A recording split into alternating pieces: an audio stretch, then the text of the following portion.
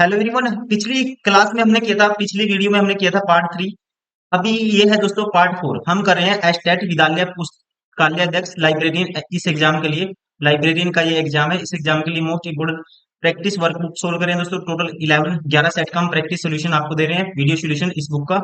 और इसमें most important वो सारे के सारे क्वेश्चन डिस्कस किए जा रहे हैं जो क्वेश्चन आपके एग्जाम के ऊपर दोस्तों आधारित हैं, जो आपके क्वेश्चन आपके एग्जाम में बन सकते हैं। वो सारे क्वेश्चन हम सोल्व कर रहे हैं।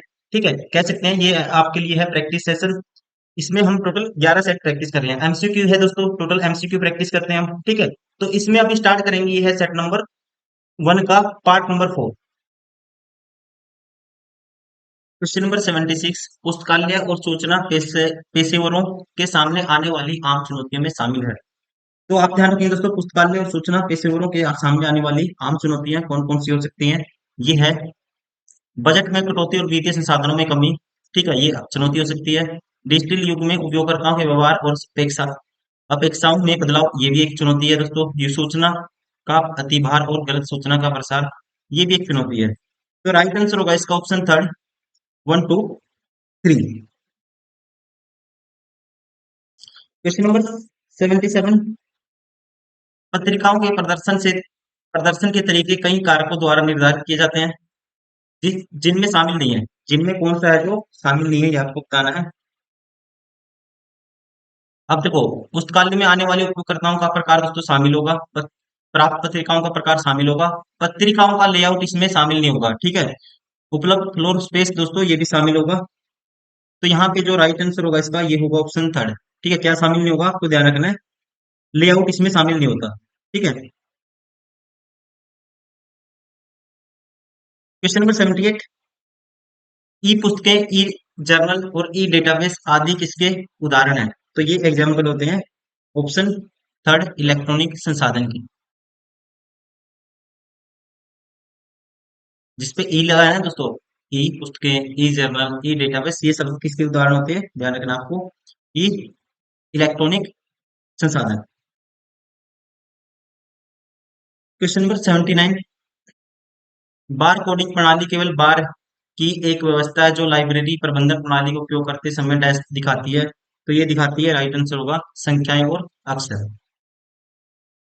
क्वेश्चन नंबर 80, पुस्तकालय संसाधन साझाकरण और नेटवर्किंग को सफल बनाने के लिए किन कारकों पर विचार किया जाना चाहिए। कौन सी जो दोस्तों फैक्टर हैं जिन पे विचार किया जाना चाहिए। तो ध्यान रखेंगे, पुस्तकालय संसाधन साझाकरण और नेटवर्किंग को सफल बनाने के लिए पाठकों के दरखाजे पर पुस्तकें उपलब्ध कराना आदि कारकों पर विचार किया जाना चाहिए, जिसमें शामिल होगा, कह सकते हैं, पाठकों के दरवाजे पर पुस्तकें उपलब्ध कराना। Option 4 is correct.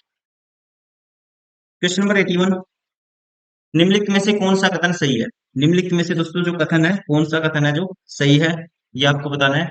पहला कथन है, डीडीसी में विभिन्न विषयों के लिए उपयोग किए जाने वाले सभी प्रतीक केवल अंक हैं। ये स्टेटमेंट दोस्तों अपने आप में करेक्ट है। ध्यान रखेंगे, डीडीसी में प्रयुक्त दशमलव संकेतन प्रत्येक कक्षा के 10 उप विभाजनों में तथा प्रत्येक उप विभाजन को अन्य 10 उप विभाजनों में विभाजित करने के सिद्धांत को क्या करता है, डेमोन्स्ट्रेट करता है, संदर्भित करता है।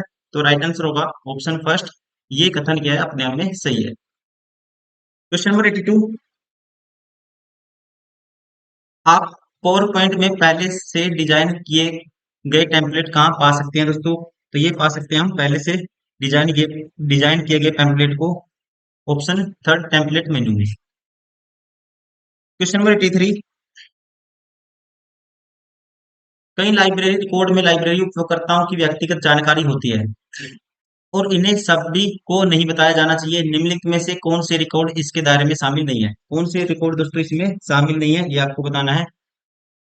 अधिगण अनुरोध होगा, एसडीआई प्रोफाइल सहित सहित संदर्भ क्वेरी होगी, संचलन रिकॉर्ड होगा, लेकिन यूआईडीआई सूचना ये इसमें नहीं आएगी।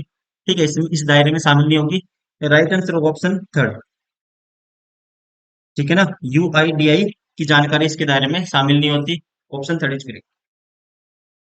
क्वेश्चन नंबर 84, पीसीबी आमतौर पर इलेक्ट्रॉनिक घटकों को इकट्ठा करने के लिए बेसबोर्ड के रूप में उपयोग किया जाता है। इसका अर्थ है, इसका अर्थ होता है, आपको ध्यान रखना है, प्रिंटेड सर्किट बोर्ड। प्रिंटेड क्या होता है दोस्तों, सर्किट बोर्ड, हिंदी में बोलेंगे मुद्रित सर्किट बोर्ड। प्रिंटेड मतलब कि हिंदी में मुद्रित। Option second is correct. Question number 85, तीन कार्ड प्रणाली के तीन कार्डों में निम्नलिखित में से कौन सा शामिल नहीं है? ठीक है, कहते हैं तीन कार्ड प्रणाली के तीन कार्डों में निम्नलिखित में से कौन सा शामिल नहीं है, ये आपको बताना है। दोस्तों ध्यान रखेंगे, थ्री कार्ड प्रणाली में तीन कार्डों में जारी इश्यू कार्ड शामिल नहीं होता। ठीक है, कौन सा नहीं होता? इश्यू कार्ड, या इश्यू कार्ड को बोलेंगे हिंदी में जारी कार्ड।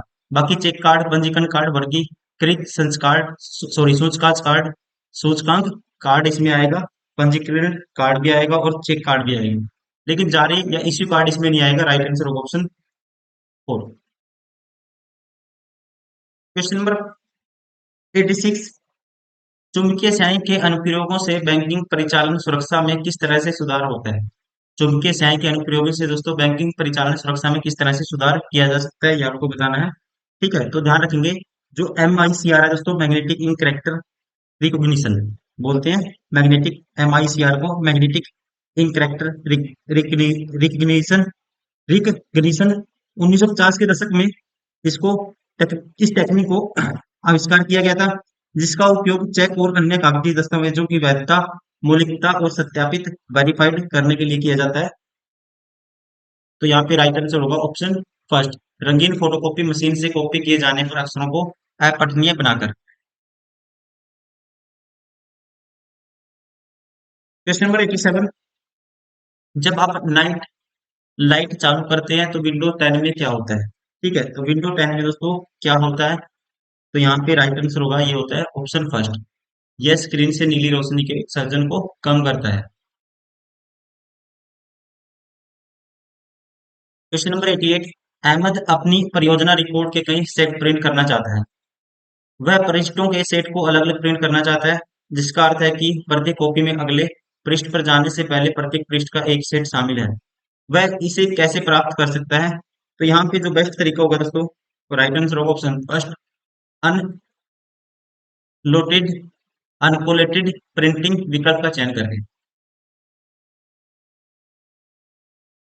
क्वेश्चन नंबर 89, जब ऑर्डर की गई सामग्री प्राप्त होती है तो इसकी सही आपूर्ति की जांच की जाती है। जब ऑर्डर की गई सामग्री प्राप्त होती है तो इसकी सही आपूर्ति की जांच की जाती है, डैश में दर्ज की जाती है और आगे की गई कार्रवाई के लिए तकनीक अनुभाग को हस्तांतरित की जाती है। तो यहाँ पे दोस्तों ध्यान रखेंगे, राइट आंसर होगा ऑप्शन फर्स्ट, एक्सेस रिकॉर्ड। ठीक है, जब ऑर्डर की गई सामग्री प्राप्त होती है तो इसकी सही आपूर्ति जांच की जाती है और एक्सेस रिकॉर्ड में दर्ज की जाती है और आगे की गई कार्रवाई के लिए तकनीक अनुभाग को क्या किया जाता है, क्या की जाती है, हस्तांतरित। क्वेश्चन नंबर 90, MS वर्ड 2010 में किस टैब में प्रिंट पूर्वावलोकन विकल्प उपलब्ध है दोस्तों? ठीक है, प्रिंट पूर्वावलोकन विकल्प होता है MS वर्ड 2010 में। राइट आंसर होगा इसका ऑप्शन थर्ड, ये होता है फाइल टैब में। क्वेश्चन नंबर 91, कौन सी विंडो सेटिंग आपको माउस पॉइंटर परिशुद्धता में सुधार करने की क्षमता देती है? ठीक है, तो इस विंडो को बोलते हैं दोस्तों, राइट आंसर होगा ये है बढ़ी हुई पॉइंटर परिशुद्धता, option third is correct. Question number 92, नई पुस्तकों को ऑर्डर करते समय दोहराव से बचने के लिए डैश को लेखक के नाम के अनुसार वर्णानुक्रम में रखा जाता है। ठीक है, दोहराव से बचने के लिए, तो यहाँ पे राइट आंसर होगा इसका ऑप्शन फर्स्ट, ये रखा जाता है दोस्तों ऑर्डर पर पुस्तकों के लिए कार्ड। ठीक है, दोहराव से बचने के लिए क्या किया जाता है, ऑर्डर पर पुस्तकों के लिए कार्ड को लेखक के नाम से अनुसार, लेखक के नाम के अनुसार वर्णानुक्रम में रखा जाता है। क्वेश्चन नंबर 93, MS एक्सेल फॉर्मूलों में निरपेक्ष सेल संदर्भों का उपयोग करने का उद्देश्य क्या है? ठीक है, इनका जो मेन उद्देश्य है ये आपको बताना है। तो यहाँ पे राइट आंसर होगा, उन सेल को संदर्भित करने के लिए जो स्थिर है और कॉपी किए जाने पर भी नहीं बदलते, मतलब कि जो क्या है दोस्तों, कांस्टेंट है। ठीक है, जिनकी संख्या चेंज नहीं होती, उन सेल को संदर्भित करने के लिए जो स्थिर है और कॉपी किए जाने पर भी आपस में ठीक अपनी जो दोस्तों पोजीशन है नहीं बदलते। राइट आंसर होगा option four. Question number 94, one stop one card system में पत्रिकाओं के प्रत्येक शीर्षक के लिए एक कार्ड तैयार किया जाता है। इस उद्देश्य के लिए डैश के समान आकार के कार्ड का उपयोग किया जाता है। तो यहाँ पे जो आकार होना चाहिए, राइट आंसर होगा इसका ऑप्शन फोर, या तो 5x3 या फिर 6x4। Question number 95, application software की दो व्यापक श्रेणियां क्या है दोस्तों? एप्लीकेशन सॉफ्टवेयर की दो व्यापक श्रेणियां,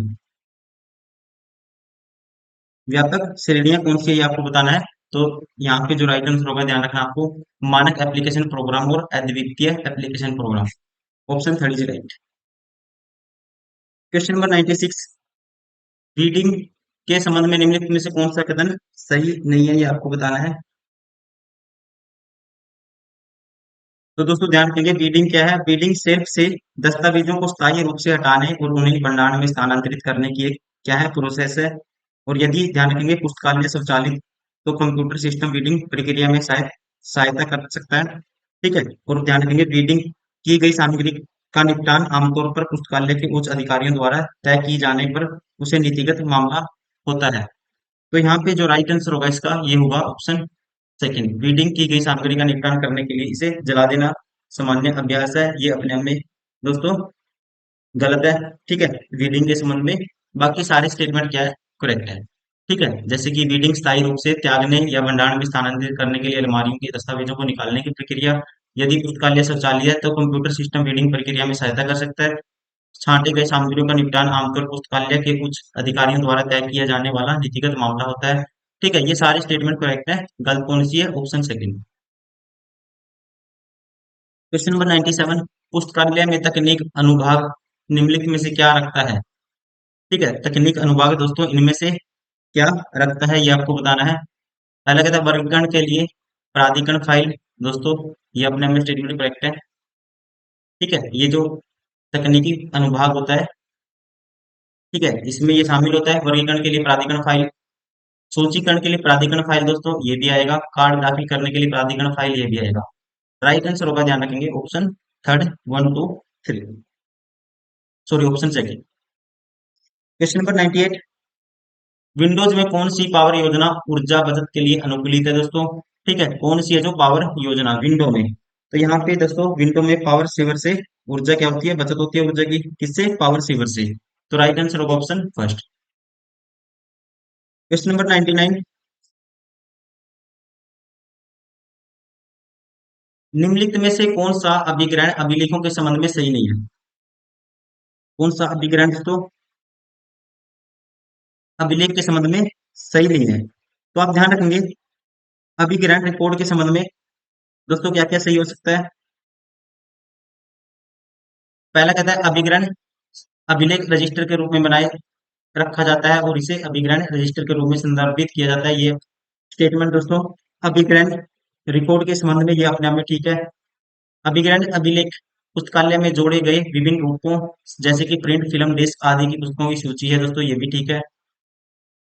पुस्तकें प्राप्त करने के बाद या पुस्तकें प्राप्त होने के बाद इन्हें भौतिक पहलुओं, मूल्य आदि के संबंध में उनकी प्रारंभिक जांच से पहले अभिग्रहण के लिए भेजा जाता है। ये दोस्तों क्या है? अपने आप में स्टेटमेंट गलत है। अभिग्रहण अभिलेख रजिस्टर या कार्ड के रूप में सूचित है जिसमें प्रविष्टियां अनुक्रमानुसार दिनांकवार रखी जाती है। ये भी स्टेटमेंट आपको याद रखनी है। ये तीन स्टेटमेंट पहली, दूसरी, चौथी ये इसके बारे में सही है, तीसरी गलत है। क्वेश्चन नंबर 100, निम्नलिखित में से कौन सा पुस्तकालय वर्गीकरण का उद्देश्य नहीं है? कौन सा है जो पुस्तकालय वर्गीकरण का उद्देश्य नहीं है? ठीक है, ये आपको बताना है। तो यहाँ पे दोस्तों राइट आंसर होगा इसका ऑप्शन फोर। कौन सा नहीं है? सामाजिक अंतर्मुखी एवं मिलनसार। बाकी संबंधित विषयों की पुस्तकों के पास दोस्तों इसके वर्गीकरण का उद्देश्य है सामाजिक बहुमुखी व शर्मीले, ये भी उद्देश्य है। सामाजिक बहुमुखी एवं मिलनसार ये भी उद्देश्य है। कौन सा उद्देश्य नहीं है? ध्यान रखना आपको, ऑप्शन फोर।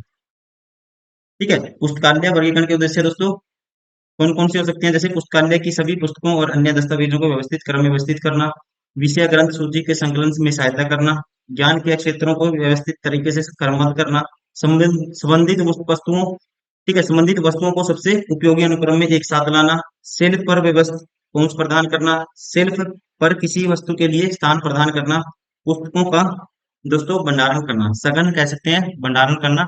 ये सारे आएंगे, लेकिन सामाजिक अंतर्मुखी मिलनसार ये इसमें इंक्लूड नहीं होगा। ठीक है, ये इसके जो दोस्तों पुस्तकालय वर्गीकरण का उद्देश्य नहीं है। राइट आंसर होगा ऑप्शन फोर।